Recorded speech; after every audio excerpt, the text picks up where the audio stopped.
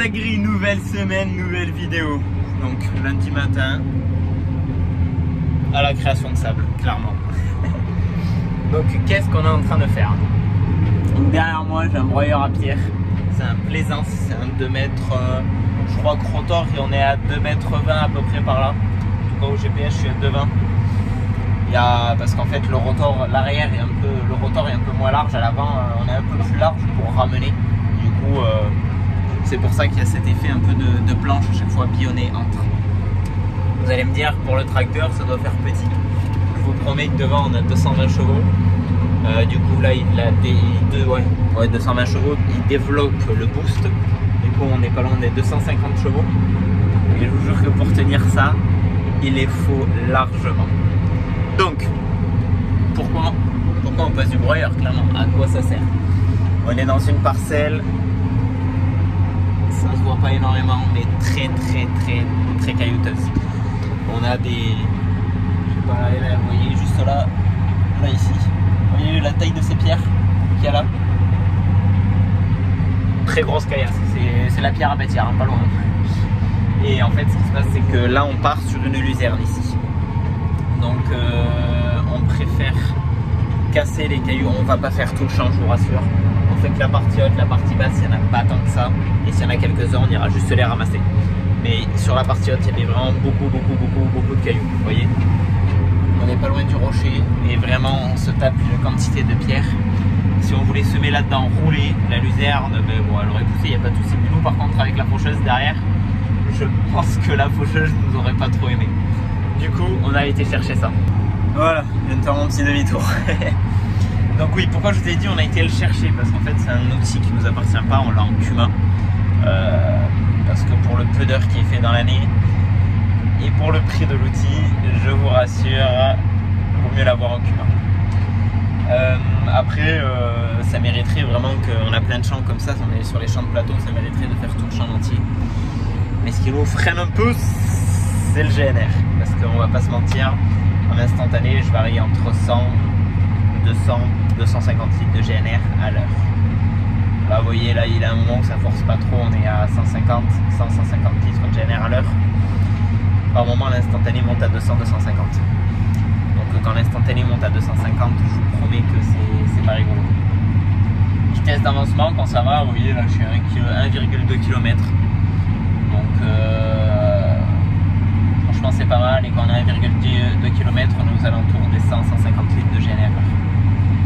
C'est des choses, je vous dis ça pour vous montrer que c'est quand même un peu énorme. Après vous pouvez me dire ouais vous aurez pu venir les ramasser. Vu le volume qu'on a ici, non. Le reste du champ quand on aura semé on ramassera les quelques grosses pierres qui restent dans le reste du champ pour pas tout passer en entier. Après à l'acumen on dispose aussi d'un endaineur de pierre. Ça veut dire qu'il va venir nous endainer la pierre et on ne voit que les andains de pierre. Ça on va le faire plus quand il n'y a pas une forte présence. Là sur le haut du champ il y a tellement une grosse présence. En fait ce qu'il aurait fallu faire c'est presque endainer le milieu de la parcelle et juste broyer en plein la partie haute. Mais bon, franchement la partie basse pour le peu qu'il y a on se les ramassera juste et ça ira très bien comme ça. Meilleures conditions pour utiliser le broyeur à pierre. C'est comme celle-ci, être en condition sèche. À l'arrière on a un capot hydraulique. Vu que devant on a la puissance, on ferme le capot, comme ça les pierres restent à l'intérieur et se font mieux briser, mieux casser. Il y a des gars à l'Acuma qui ont peut-être un peu moins de puissance. Ils vont souvent travailler capot ouvert pour que la marchandise sorte. Et à l'avant le tracteur il avancera mieux. Ou même si c'est en condition grasse, je pense qu'on ouvre le capot. Bon là, je vous dis qu'on ne voit pas de fraîcheur dans ce qu'on est en train de broyer, c'est sec. Ce qu'on avait fait quand même avant, il y a à peu près un mois, on avait passé un coup de vibroflex avec les pattes de roue. Parce que ça du coup ça remonte vachement les pierres et comme ça on avait remonté toutes les pierres vraiment en surface pour pouvoir mieux les casser. Donc devant T235 Valtra au GPS, je vous rassure, c'est beaucoup plus confortable. Mais bon ça se fait quand même en conduisant. Mais bon au moins l'avantage là c'est qu'on gère vraiment notre croisement et on ne va pas trop croiser et pas trop perdre de temps à l'hectare. Donc voilà. J'essaierai de descendre là. Là il va être 11h30, à midi et demi quand j'aurai éteint le broyeur pour descendre. Je descendrai vous présenter le broyeur, comment c'est foutu à l'intérieur et surtout vous montrer ce qu'on est en train de faire. Parce que là il n'est pas planté non plus à fond. En dessous, il reste de la pierre, bien sûr. C'est logique. Mais je vous présenterai comment il est équipé. C'est un plaisance en double pointe, carbure, tout ça, bien sûr. Donc j'essaierai de vous montrer tout ça et comment ça fonctionne. Voilà. Et voilà, du coup, 12h30, je vais redescendre à la ferme pour les manger. Et je vous présente le beau petit ensemble quand même. C'est un plaisant, comme je vous ai expliqué. Donc, on a notre carton. Il y a un peu de vent, j'espère que vous allez bien m'entendre. On a un capot hydraulique ici, qui en moyenne on garde nous fermé, comme je vous ai expliqué. Et dessous, comment ça se comporte? C'est un arbre comme ça. Et bon, on va avoir, ici nos pointes, comme on voit là. Vous voyez? Donc en fait, on a le support de pointe, le porte-pointe qui est cette pièce là, qui elle, c'est une pièce d'usure. On a une grosse plaquette ici qui est boulonnée, qui est aussi une pièce d'usure. Et voilà. Et là, du coup, je ne connais pas assez là-dedans, mais en fait, c'est des doubles pointes. Et je crois que c'est du carbure. Ça ne m'étonnerait pas en tout cas que ça en soit. Voilà. Donc on a un beau bébé là qui fait son poids, je vous jure. Et en travail fait, on va regarder ça maintenant tout de suite ensemble. Regardez-moi ce bébé, c'est impeccable. Bon, travail fait. On va foutre là, ça ira impeccable. Bon là c'est où on a nos recroisements, vous voyez. Et là c'est sur la partie qu'on a broyée. Donc ouais, on a une dizaine de centimètres je pense. Et bon, l'avantage c'est qu'on a le gilet de semence qui est fait. Bon, si on gratte un peu en dessous, bien sûr on va retrouver d'autres pierres, ça c'est sûr et certain. Mais nous, ce qui nous importe là, c'est qu'on avait déjà fait la préparation de terre. Et ça va être, vous voyez, des pierres comme ça, c'est pas ce qui va être gênant qui reste. Mais c'est qu'on est assez fin pour pouvoir semer une luzerne et c'est surtout pouvoir la faucher. Donc je vous rassure, on ne broie pas à chaque fois qu'on va semer de la luzerne, hein, vous inquiétez pas. Là c'est vraiment, ça faisait un peu de temps qu'il fallait le faire, donc ça a été fait. Et donc là ça fait quand même quelque chose de nettement plus propre. Donc le haut de la parcelle a été fait. C'est un champ qui fait 2,5 hectares à peu près. Et il me restera plus qu'à faire après. Je vais faire 2 tours de champ à peu près. Presque partout. Parce que là-bas c'est un peu épais tout ça. Et surtout faire ma tournière, ma chaîne de là-bas. Voilà, du coup travail, vraiment c'est extrêmement impressionnant le travail que ça fait ces broyeurs. C'est fou. J'adore. Vraiment j'adore. Et vous voyez, au broyeur, on passait quand même de la... Et là, il faudrait que je fasse mon tour proprement. Mais on passe de la pierre. Bon, là encore, elle n'est pas énorme, ça là. Il y en a des beaucoup plus grosses qu'on passe là-dedans. Mais vraiment des beaucoup plus grosses. Attendez, voilà. Je vais vous montrer par exemple ce que j'aurai sur la tournière de là-bas. J'y vais pas. Mais on se tape des pierres comme ça. Le broyeur, il avale. Bon, ça là, on va pas la passer parce qu'elle est sur le bord de champ, donc voilà. Mais ça arrive que dans le champ, on ait des gros trucs comme ça.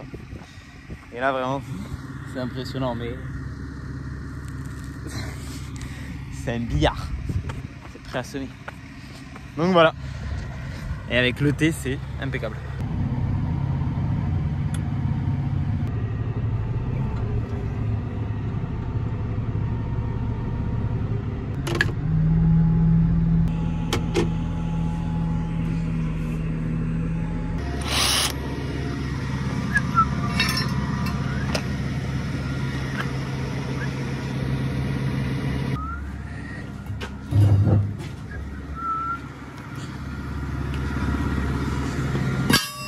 Elle les agrée. Du coup, mardi matin, hier j'avais déjà appelé le Vibroflex hier soir pour commencer à le régler et j'ai pété une pointe. Parce que vous voyez, sur le Vibroflex, on a la partie ressort, la partie dent et la partie élément qui travaille.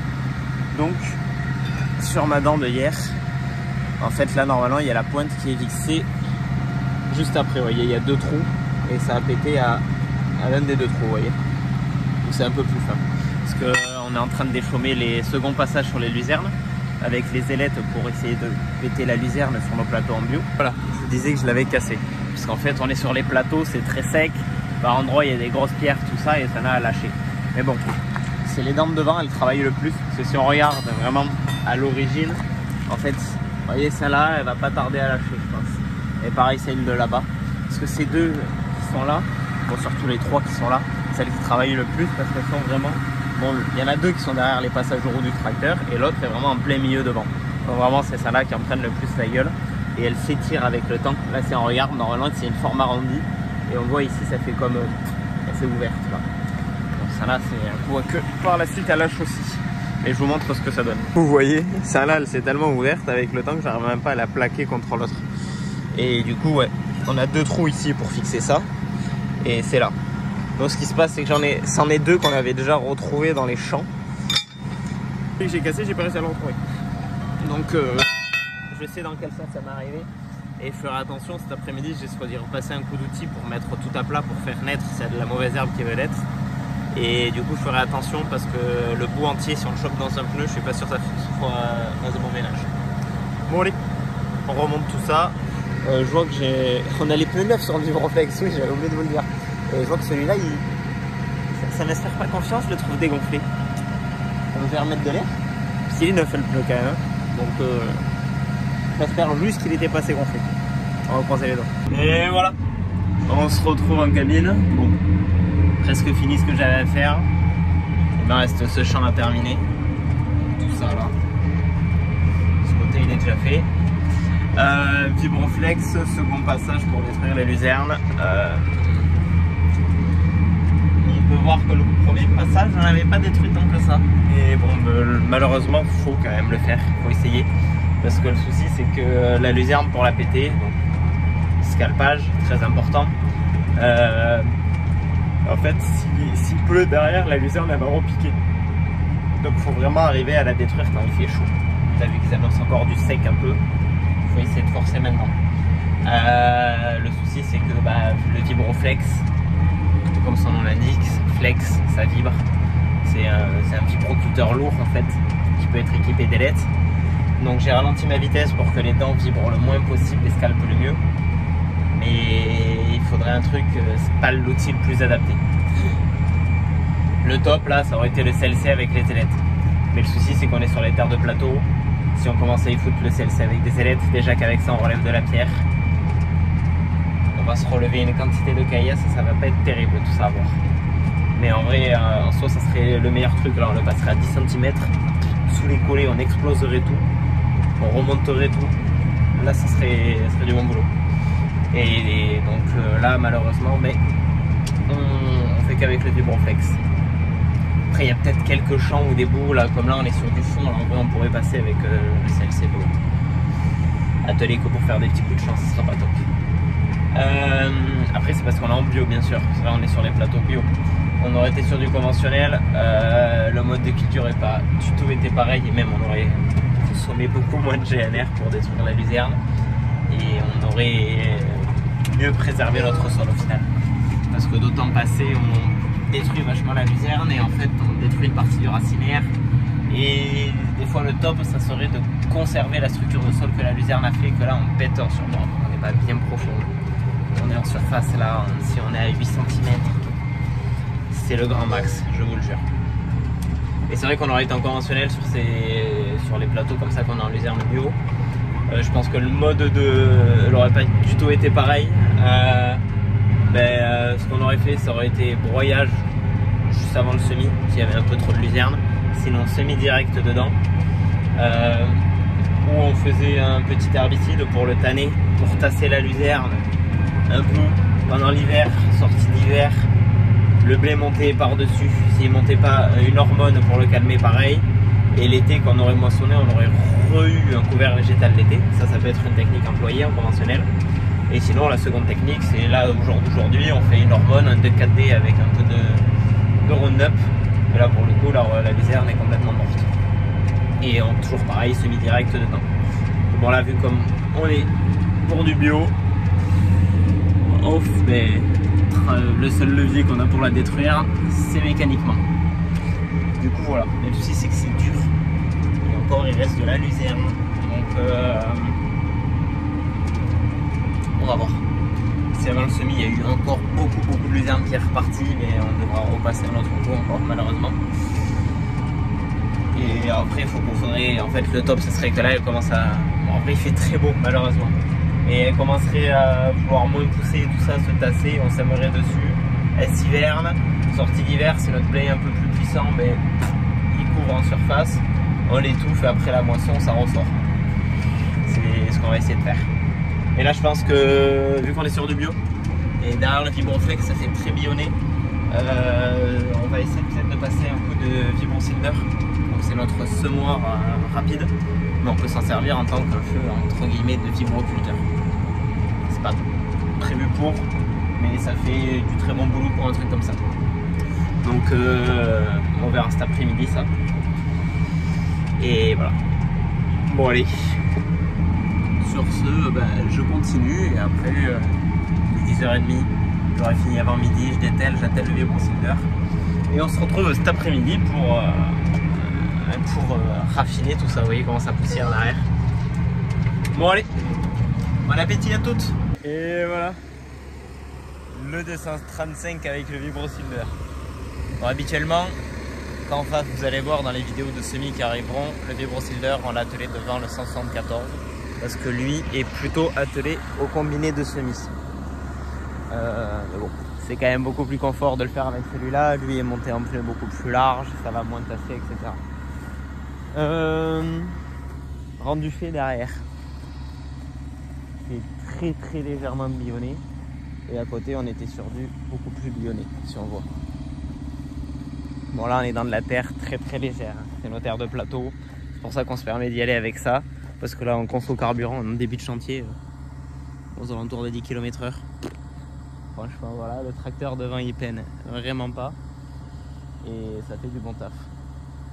Donc, ça, c'était mieux qu'au final. Sinon, il fallait qu'on herse rotative. Non, ça sert à rien. Mais on serait plutôt venu avec la Grisem qui est plus lourd, qui aurait vachement refermé les sols. Que là, du coup, il y a une herse peigne derrière qui va finir de remonter en surface les luzernes qui avaient été scalpées et tout ça. Donc franchement ça fait un boulot plutôt pas mal du tout même. Et dans tous les cas, si on retouche pas, on sèmera là-dessus. Donc on ressèmera avec le même semoir, ça ira impeccable. Et si on doit retoucher, on retouchera. Mais bon, comme je l'ai expliqué, on préférait éviter de retoucher. On voudrait éviter qu'il y ait trop de luzernes qui relèvent, ce serait top. Qui reprennent végétation en tout cas. Donc voilà. Donc Vibrocylinder, je vous le présenterai plus en détail vraiment pendant les semis. Mais en fait c'est un semoir qui fait 6 mètres de large, donc c'est un Conseil. 4 têtes de distri. Donc au semis on a une trémie frontale, on a les tuyaux qui passent sous le tracteur par contre.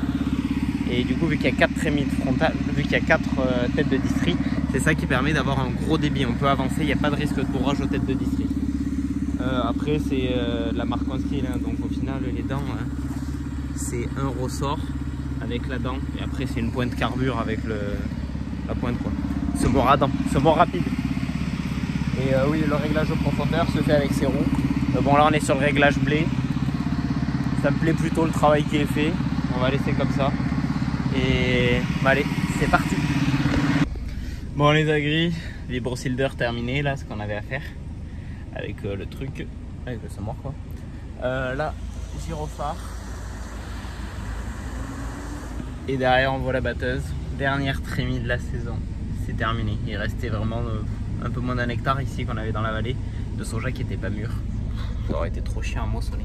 Et vu qu'il faisait sec, on s'était dit bon, on attend, ça craint pas. Du coup, on a attendu. On vient de finir. Donc on est donc du coup 10 octobre, moisson finie. Tout est rentré. Bon, tout est rentré. Il reste une benne. Il faudra falloir qu'on vienne nous chercher la benne. Mais là je me suis mis là, comme ça je vais escorter la batteuse, on ramène la batteuse au bâtiment. Et au moins, après il faudra revenir chercher le chariot de coupe et la benne, mais bon ça, on va le faire juste après quoi, ce sera tranquille. Mais voilà, pour dire moisson de K23 terminé. Ça y fait. Ouais, je suis pas bien sûr.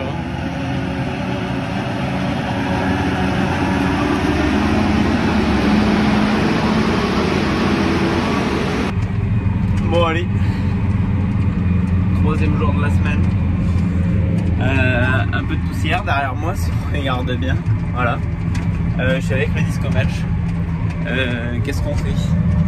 On est sur les soja bio là, donc soja bio qui avait été passé au CLC très léger parce que c'était sec et ça ne rentrait pas du tout, mais bon, vu les conditions météo qui arrivent qui sont au jour d'aujourd'hui toujours sèche. On prend la décision quand même de raplanir le sol parce qu'avec le vibrocylinder on sera toujours en condition de semer. Et voilà. Du coup au total aujourd'hui j'avais là où il y avait quoi, 6, ici à 6 aussi, 12, 14. Ouais, une quinzaine d'hectares à faire. Je pense pas avoir fini avant midi. Surtout que là j'arrive dans des tout petits champs. C'est un peu galère les petits champs. Bon après vitesse d'avancement franchement ça va, hein, chose alentour de 11 km/h, il n'y a pas à se plaindre, bon, sur le plat, quand ça grimpe un peu moins. Bon, sur celle-ci là ça n'avait pas fait d'énormes mottes dans l'ensemble, puis vraiment il rentrait pas, c'était le fait des ailettes, ça le tenait en hauteur, il rentrait pas. Le soja avait vraiment pompé toute la flotte. Et voilà, on voulait au moins passer 2 fois, un coup pour essayer d'ouvrir et un second coup pour essayer d'incorporer, parce que vu qu'on est sur du bio, on va faire de la RC-tri, là ça va partir en blé bio derrière. Donc il est important d'essayer d'arriver à incorporer les résidus, même si ça n'a pas énormément avec le soja.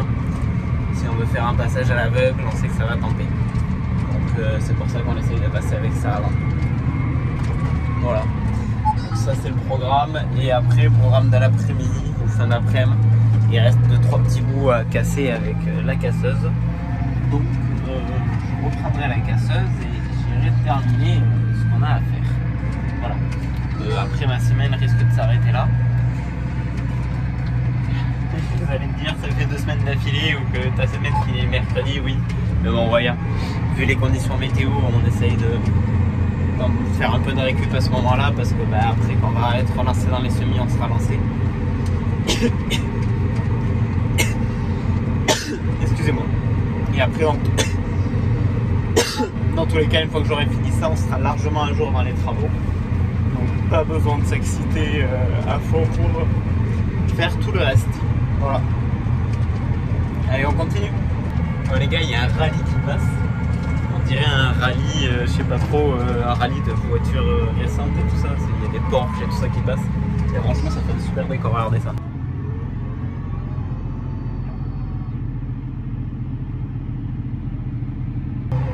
Depuis tout à l'heure, il n'y a que ces voitures qui passent comme ça, avec des autocollants dessus. Donc je sais pas, ça doit être comme un rallye amical entre guillemets, comme ça là.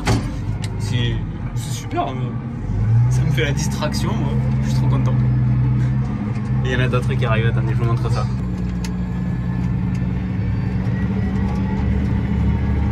Là c'est une un peu plus vieille voiture.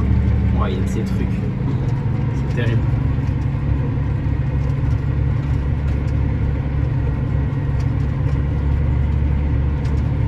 Ça c'est stylé de ouf. Là il y a une Porsche qui arrive. Non, si, je sais pas, je suis mauvais en voiture.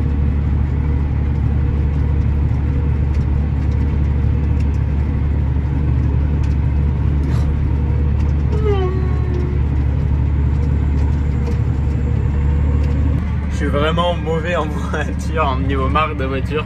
Je suis loin d'être un passionné. Et c'est vrai que c'est super agréable parce que depuis tout à l'heure je vois que ça passer. Ça me fait vraiment la petite distraction. C'est super, j'adore. Franchement, vive la campagne hein, à un moment.